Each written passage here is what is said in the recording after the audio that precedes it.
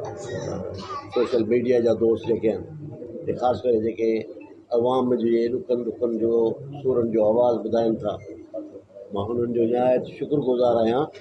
माफ़ कजो जो थोरे नोटिस ते हिते पहुता आहिनि। ॿिया जेके मूंसां गॾु संगत सॼी आहे, ऐं नियाज़ साहिबु तव्हां सां तफ़सीली ॻाल्हि ॿोल कई आहे, ऐं मेयर जे शहरनि जो बि मां निहायत शुक्रगुज़ार आहियां। जॾहिं बि असां हुनखे तकलीफ़ ॾिनी आहे त न रुगो इहो, पर असांखे इलेक्शन में बि खटायो अथऊं, वोट बि कया अथऊं, असांजी हर क़िस्म जी मदद बि कई आहे। मां हिन हुकूमत खां पुछणु थो चाहियां त सिंध सां भला कहिड़ी दुश्मनी आहे? ॿुधाए छॾियो। 20 साल गुज़री विया आहिनि, तव्हां सिंध खे पूरी तरह सां मुकमिल तबाह करे छॾियो आहे।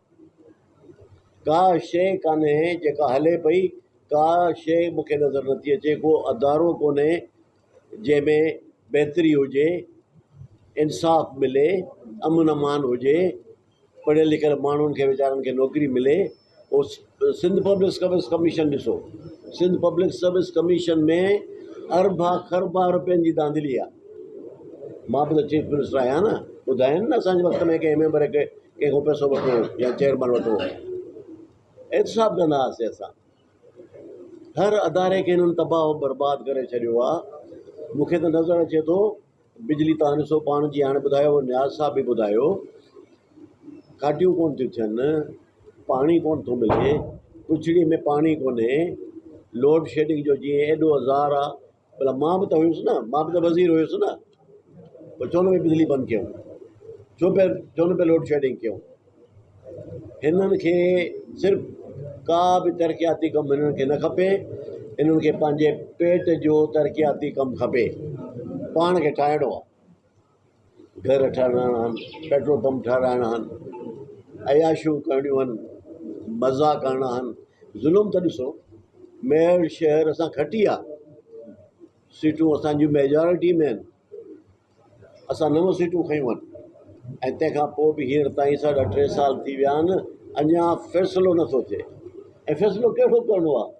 फ़ैसिलो इहो करिणो आहे त मेजॉरिटी में वञी कसम खणनि ऐं हे वञी पंहिंजी कमु कनि वीचार। मां तव्हांखे दावा सां ॿुधायां थो, पोयों माण्हू जेके दोस्त आहिनि थोरो ॿुधनि, मां अॼु तव्हांखे दावा सां ॿुधायां थो, जेकॾहिं इहे असांखे 3 साल मिलंदा ऐं जेको असां चाहियो पिए, असांजो चेयरमैन रियाज़ बरोड़ो साहिबु ऐं मेंबर साहिबान जेके हुया, यकीन कयो त मेयर जी हालति तब्दील हुजे हा, बचियल हुजे हा।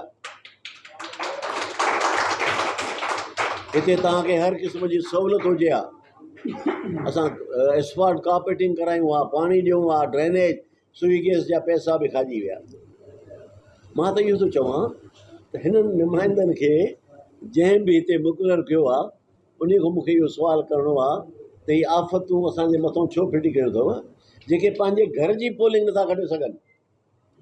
मां हाणे बि चवां थो, चैलेंज थो कयां, हिकिड़ो जेको हितां जो असांजो माशाअल्लाह, जंहिंखे रेड लाइन और रेड बस में बि फ़र्क़ु थी वियो, रेड लाइन और रेड बस में बि फ़र्क़ु महसूसु नथो थिए, लफ़्ज़ पार्लियामेंट बि नथो वठणु अचे।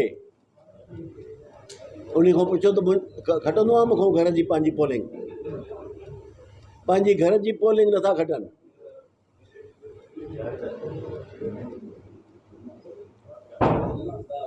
मूंखां घर जी पोलिंग कोन था खटनि। ॿियो वरी जेको मूंसां बीहारियो ढॻो,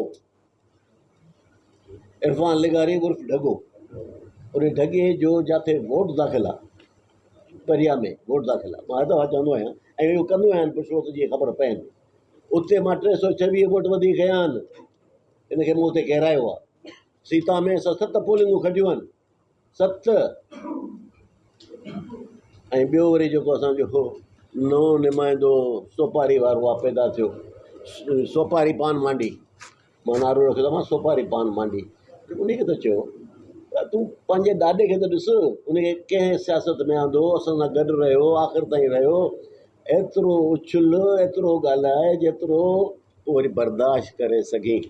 ऐं मूंखे ख़बर आहे हिन में बर्दाश्त कान्हे, मां हिननि खे सुञाणा इहे केतिरा दिलेर आहिनि, केतिरा बहादुर आहिनि।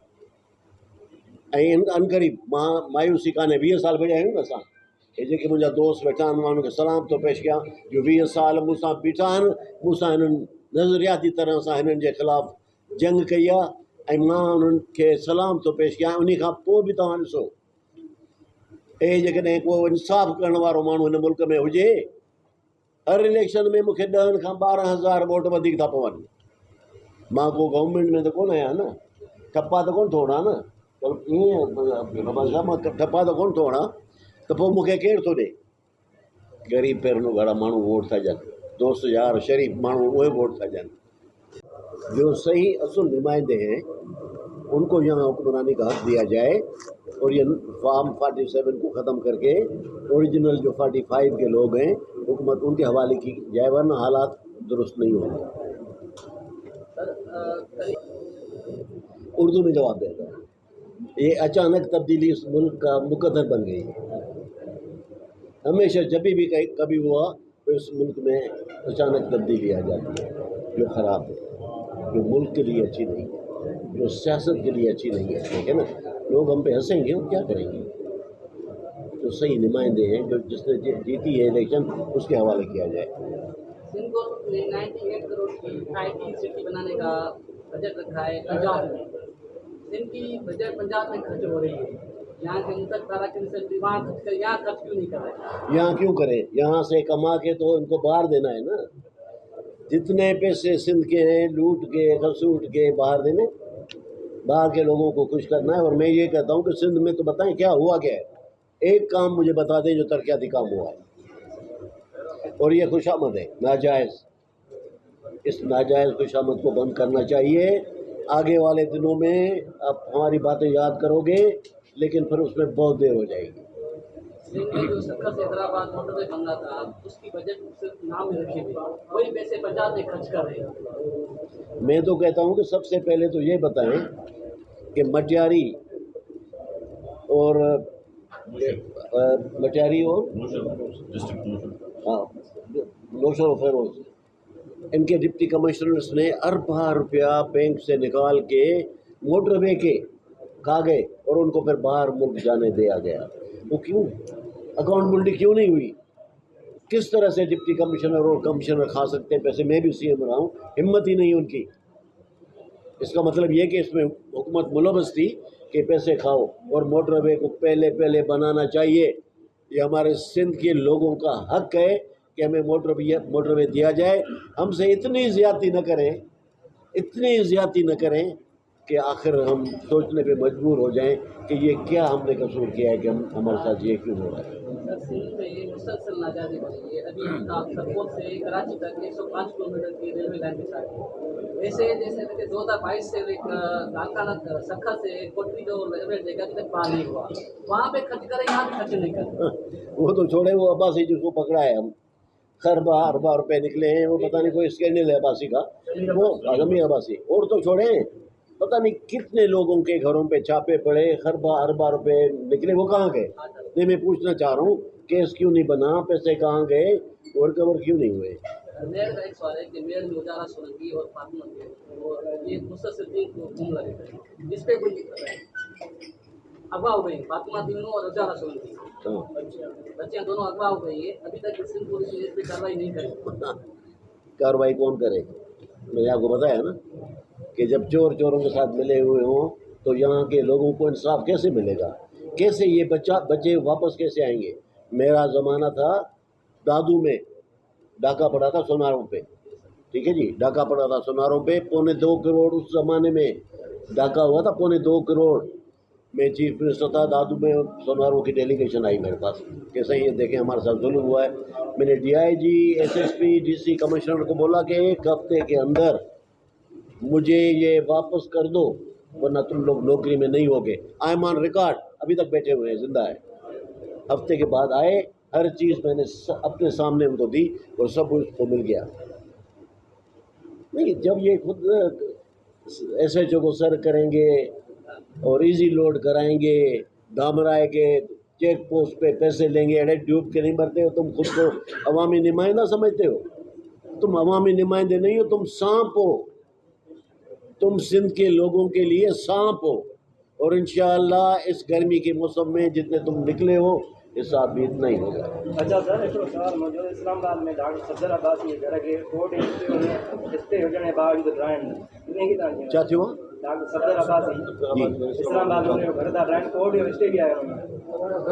अच्छा, मूंखे ख़बर न आहे। मां अॼु पढ़ियो पियो थोरो सोशल मीडिया ते। मां पुरज़ोर लफ़्ज़नि में मज़म्मत थो कयां। जेकॾहिं तव्हां इहो सिलसिलो घरनि रहण जो शुरू कयो त अॼु मां तव्हांखे ॿुधायां थो, हींअर त तव्हां हाणे इक़्तिदार जे नशे में बेहोश आहियो, मतहोश आहियो, पोइ तव्हांजा घर रहंदा। हिकिड़ी ॻाल्हि ॿुधायांव थो, अलाह साईं वटि इंसाफ़ आहे, देरि आहे अंधेर न आहे, देरि गीरस सख़्तु गीरस, तव्हांजा पंहिंजा घर रहंदा। अॼु इहो ॿुधी छॾियो ऐं पोइ दाऊं न कजो असां सां ज़ुल्म थो थिए, असां सां हीअं थो थिए। तव्हांजा पंहिंजा घर बि रहंदा। ऐं मां इन जी सख़्तु भरपूर लफ़्ज़नि में मज़म्मत थो कयां ऐं मां चवां थो त इहो मुनासिबु रवैयो न आहे जो कंहिंजो घर रहियो। गंदी हुकूमत मूं न ॾिठी आहे जंहिं हर शइ खे तबाह ऐं बर्बाद करे छॾियो।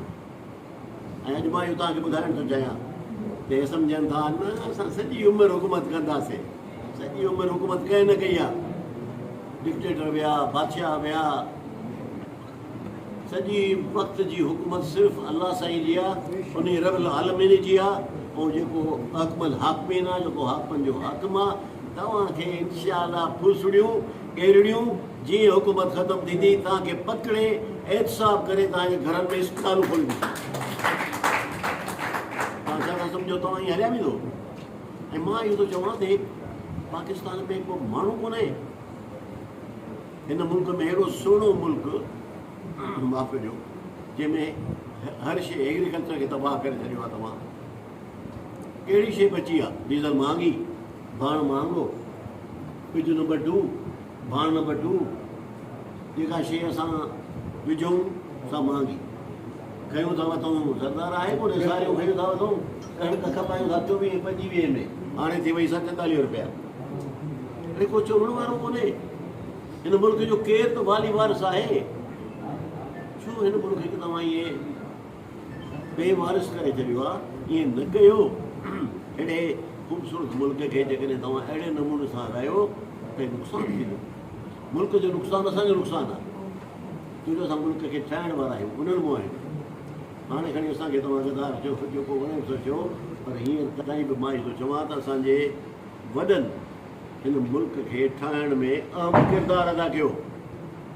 मेड़ में नेहरू आयो, मां अॻे बि चवंदो आहियां त हमेशह रिपीट बि कंदो आहियां, इन करे कंदो आहियां त जीअं हुनखे ख़बर पए, हुनजे ज़हन में इहा ॻाल्हि वेहे। हिते आयो जॾहिं हिंदुस्तान महिल पाकिस्तान न ठहियो, बाबा कुझु माण्हू वठी वियो, हुनखे जलसो न करिणो, असांजो इहो कंट्रीब्यूशन। पोइ असांखो सर्टिफिकेट वठण जी कंहिंखो ज़रूरत कान्हे। मां त इहो थो चवां त हे जेके पाण खे लीडर था सम्झनि, इलेक्शन फेयर थिए, इलेक्शन फेयर काथे थी थिए? तव्हां मूंसां माना 3 दफ़ा तव्हां मूंसां धांधली करे मुंहिंजी खटियल इलेक्शन राति जो 2-2:30 बजे अची धाड़ो वियो आहे। इहो नुमाइंदगी ते धाड़ो आहे। ॿिए कंहिं मुल्क में जेकॾहिं इहो धाड़ो लॻे हा त उहे माण्हू जेल में हुजनि हा, निकिरनि कोन हा। नुमाइंदगी ते धाड़ो मज़ाक त कान्हे। तव्हां इहा ॻाल्हि सम्झो। पोइ हिते माण्हू वेठा आहियो जेके ॿुधो बि था, पढ़ियल लिखियल, ख़ासि करे जेके असांजा प्रेस जा पंहिंजो नुमाइंदा आहिनि, क़ाबिल इज़त। नुमाइंदगीअ ते जेको धाड़ो लॻे थो उहो ख़तरनाक तरीन आहे, छो जो माण्हुनि खां पंहिंजी नुमाइंदगी